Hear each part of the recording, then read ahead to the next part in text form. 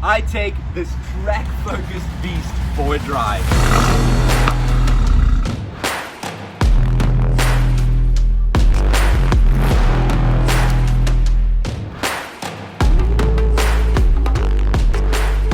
So what is it? This is the Renault Megane RS 280 Cup, but it's not a stock RS. I'll talk through some of the upgrades and we'll take it on that all-important drive.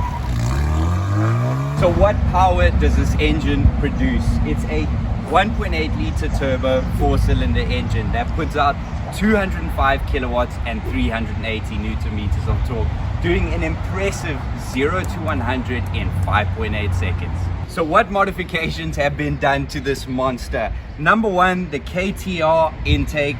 There's a blow-off valve as well as a downpipe with aftermarket valve. Wait until you hear this car. It is terrifyingly loud and the pops are ludicrous. We start it and drive it and hear it later in the video. So obviously the car is not running on its track tires now, so for road use it's Nexen SU1s. When it does go on track, all four are Bridgestone SVEs. I knew I was gonna butcher RE71. Oh. SVE. Land Rover SVE. What is it? RE71. RE71s. When it does go on track, it runs on all four Bridgestone RE71s semi-slicks. So this has Vari racing discs that are heat treated and slotted.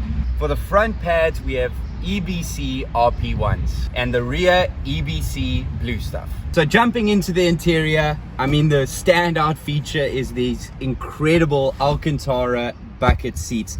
They're comfortable, support you well, and I just think they look really cool. Here we've got obviously a manual. Again, being track focused, what else could you have in this monster? It's overall just a nice place to sit in. Really kind of modern. I think Renault's done well with the material usage, the look, and overall just a cool place to be in. A cool feature when it comes to sport and the different modes, when you click this, the RS drive button, you'll see the revs drop, the actual display image also changes. So obviously your steering wheel's lighter in normal, in race or sport it goes stiffer.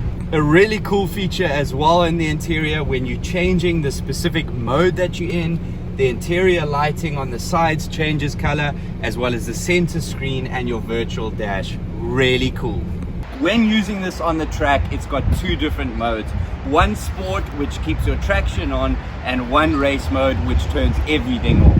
Why I say this is a track monster is because it's got 4-wheel steering. One of very few cars that has it, and it just makes being on a track so much more exciting. So in sport mode, up to 60 kilometers an hour, the back and front move in opposite directions. Thereafter, they move in the same direction. In race mode, up to 100 k's an hour, it moves in opposite directions.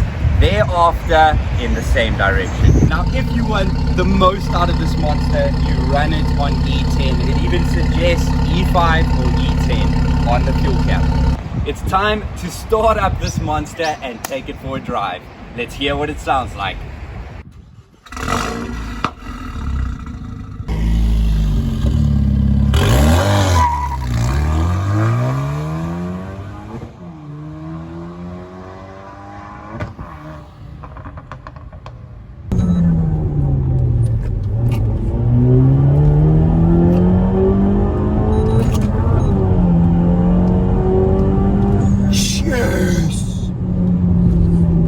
Let's get those downshifts.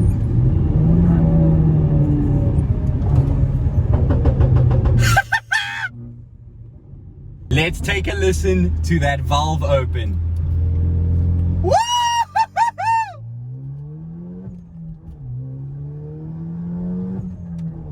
Even the blow off.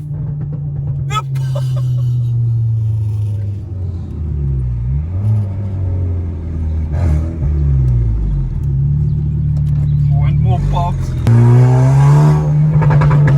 Oh my hat.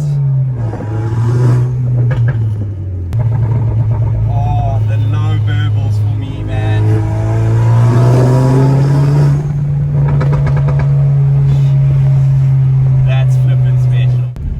guys, in terms of the feel of this car, I genuinely was a bit intimidated by the feeling, the raw power, the sound.